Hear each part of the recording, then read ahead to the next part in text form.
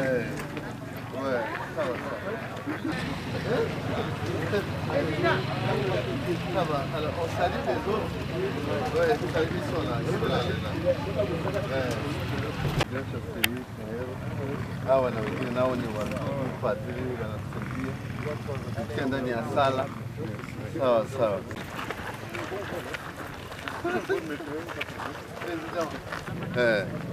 Na mama vipi huku?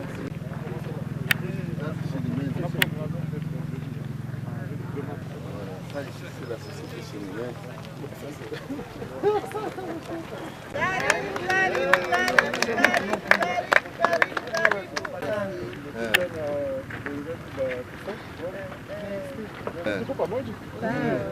Sawa sawa. Okay, sasa na wasalimu. Wenzetu wabaya pika.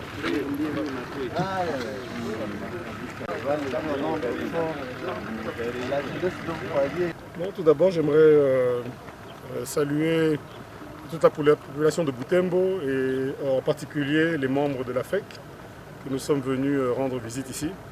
Alors, je remercie déjà d'abord le président Divito, président FEC Butembo pour l'accueil chaleureux et aussi les mamans et tous ceux qui sont arrivés ici à l'aéroport ce matin.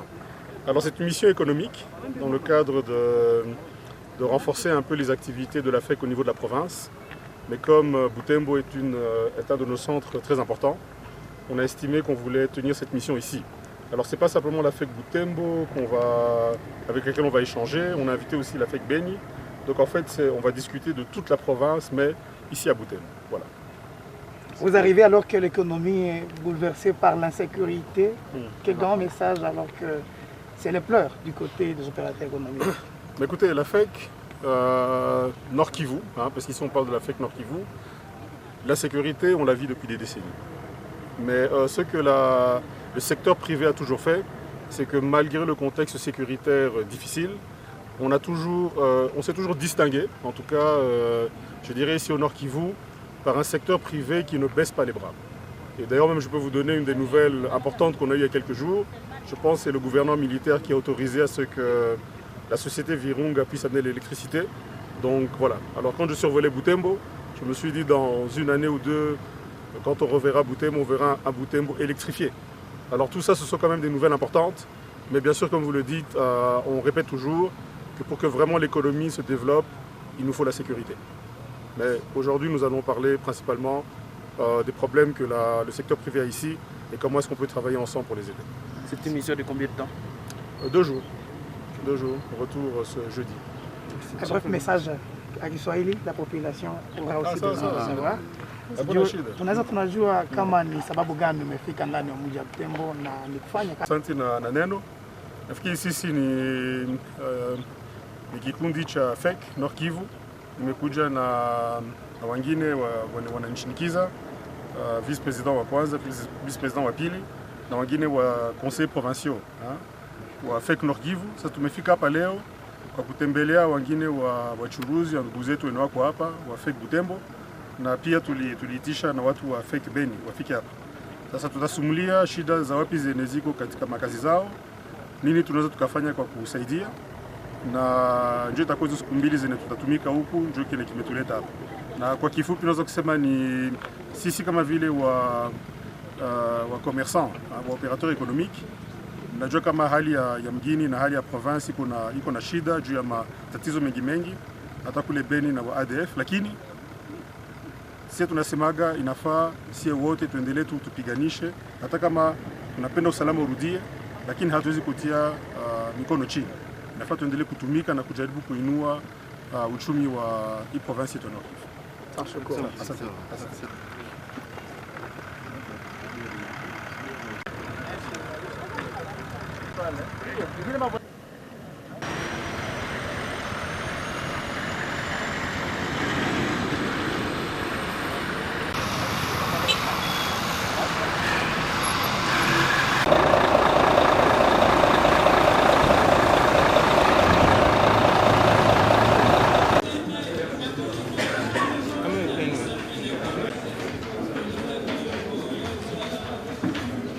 De la FEC Butembo, ceux qui l'accompagnent. Je vous demande de l'applaudir. Félicitations. conseil provincial de la FEC Nord Kivu, moi-même le président provincial.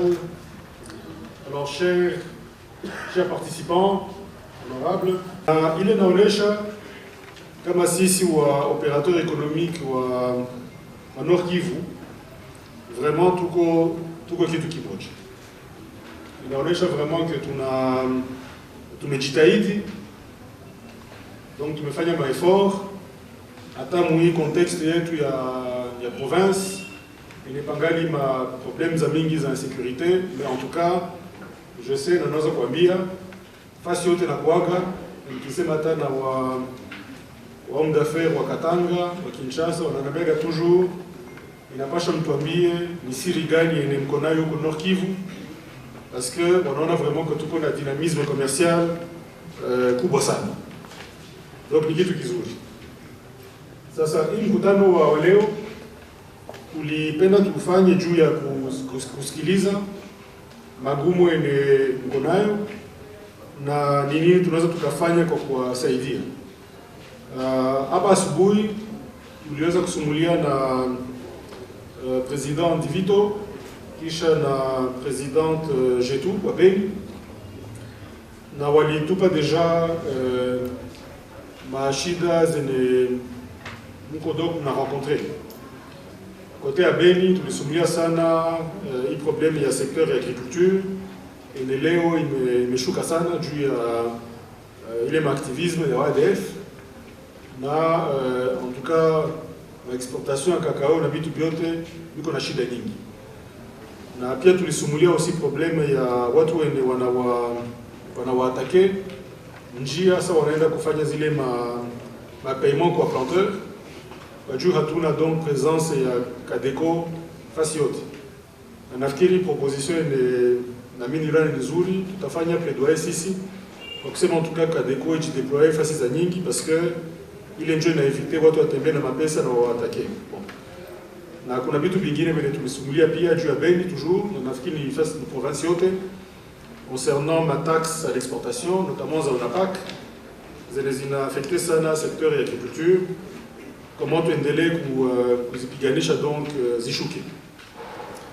Na nafikiri kote ya Butembo, President Divito aliweza kupana rapport refu sana, na kutoka librose mashida mengi na alizitia katika rapport yake, na hatujamaliza kutumika parce que tutaendelea kusikiliza na mwe tutapata nafasi peut-être quelques intervenants mseme na tuko na watu wetu wa direction provinciale, tutanote zile maproblème zote et comme ça tujifunze comment kusaidia. Sawa, na kitu ningependa niseme tena tunaendelea tena kuwapigia aksanti mwe wote wa membre wa FEC Nord Kivu kwa ile upendo ni mnaonesha federation yetu. Pia tungependa niwaambie kukuwa member wa FEC inawapa vitu vingi vile peut-être nipenda nikumbushe. Kukuwa membre wa FEC si kama vile FEC Nord Kivu tusaidie sasa vile ya Butembo na vile ya Beni na yao aussi kwa ile organisation vile ne tuko nayo Goma. C'est-à-dire kesho tutakuwa na ma réunion na l'université du Graben, et peut-être nitawaomba wa créer on appelle ça un incubateur, je dis en français, mais en fait c'est un centre de formation. Et kama université inaitika ici, tutawatia en contact na wale watu wa Goma et tout, à créer les centres de formation.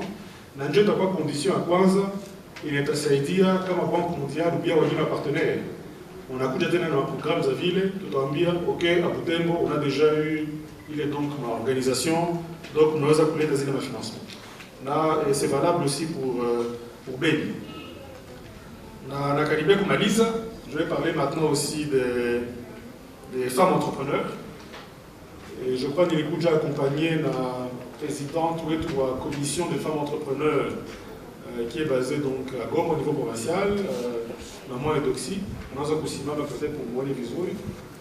Maman et Doxy, on paye ma coffre. Sasa mama Edoxy wako na maprogramu en tout cas nzuri sana zenye tuko nazo niveau ya FEC. Tutamwachia peut-être après ça nishamaliza kafasi kwa kuexpliquer un peu. Mais ni programme il est vraiment il a formé aussi les femmes entrepreneurs. Il a réfléchi aussi comme ma question à financement il y a accès au financement et c'est aussi un secteur il n'a pas il a intéressé ça.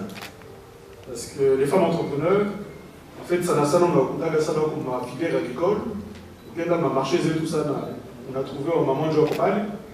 Donc c'est quand même important que le cadre de développement de la province m'a fait de concentrer aussi pour le renforcement de ma capacité des femmes entrepreneurs. Comme ça, on va aussi développer donc ma business là. On a qui développe ma business là, quelque part. On a développé aussi l'économie et tout, donc ça nous intéresse.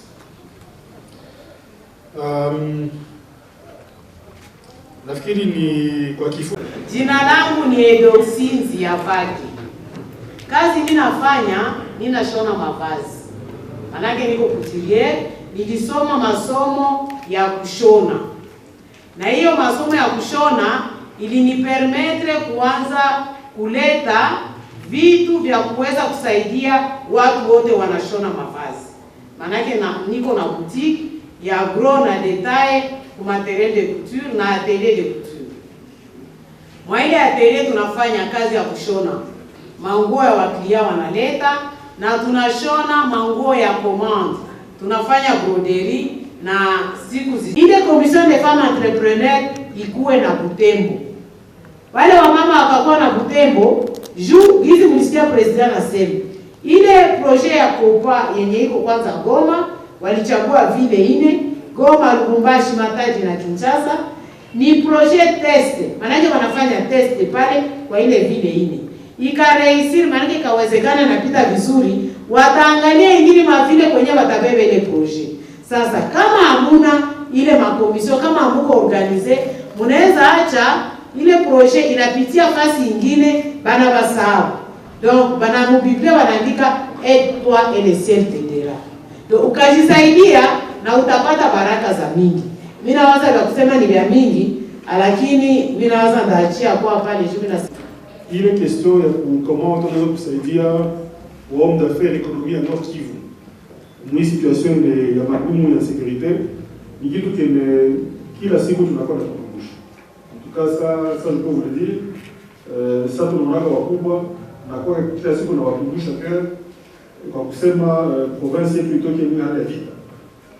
C'est vrai, jeshi tapigana na wale wa bandes armées ou bien ma force négative, mais il ne faut pas oublier kitu kinaletaga aussi hii mahali yote tukwemo ni umaskini.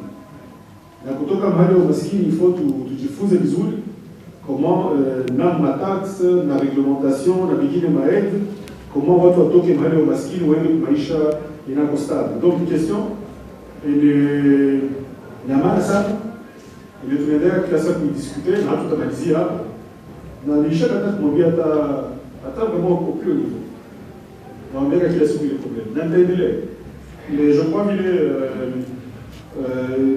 Écoutez, d'abord, ce n'était pas seulement les difficultés, c'était d'abord l'accueil, parce que lorsqu'une délégation comme celle-là entre dans notre contrée, c'est une joie d'abord de retrouvailles et puis c'est une joie de consolation, un titre de compassion. Nous sommes dans une région très sinistrée, donc la difficulté majeure, c'est l'impact de l'insécurité sur les affaires dans notre contrée. Et ça préoccupe tout le monde. Parce que vous savez, les tueries et tout ça, et l'outil de production, il est complètement de la paix. Et les champs, et la production agricole, la production minière, les transports, tous les services, tout est paralysé. Même les échanges commerciaux sont déjà paralysés. Alors au-delà de ça, il y a des demandes, parce qu'il y ait des compassions du gouvernement. Les gens, on peut incendier tous les champs, on peut prendre tous les cheptels, on peut également incendier un véhicule, mais il n'y a aucune compassion jusque-là du gouvernement. C'est ça, on a échangé là-dessus qu'il faut nous vienne en aide, parce que le monde des affaires est déjà complètement paupérisé. C'est cela, on demandait à ce que les allègements fiscaux, voilà, parmi les préoccupations. Il faut qu'on nous vienne rapidement en aide. Mais également, il faudra que les effectifs suivent.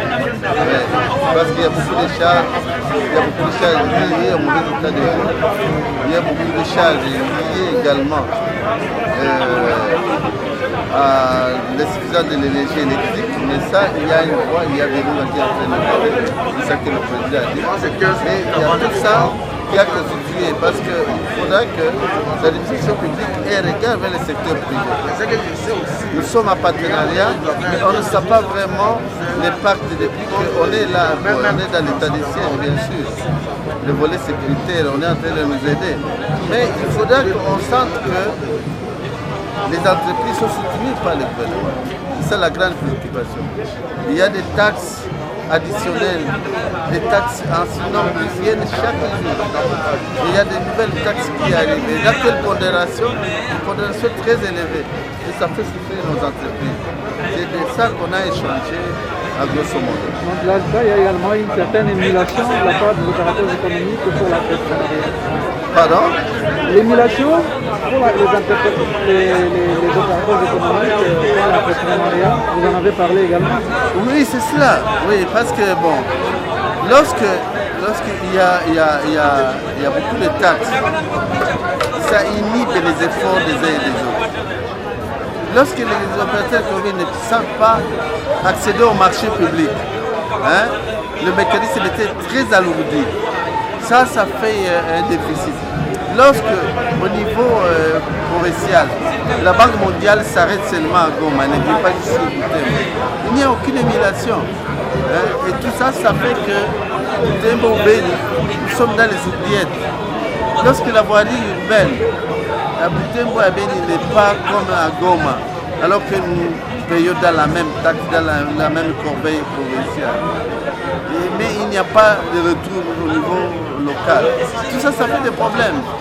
Et c'est ça, c'est de ça que vous avez senti un certain nombre de pressions sur cet état des choses. Alors on veut qu'ensemble, on puisse avoir un regard concentré sur les trois villes principales, notamment Goma, Butembo et Beni. Il ne faut pas que Goma se développe et que les autres restent en descente. Il faut que tous ensemble, s'il y a des projets qui arrivent à Goma, il faut qu'il y ait un projet, on les dispatche directement dans tous les territoires, dans les massifs, partout. C'est de ça qu'on a parlé et je pense que ça va créer une nouvelle élan. Monsieur le Président, merci. C'est moi qui vous remercie, mon frère. Merci d'être venu.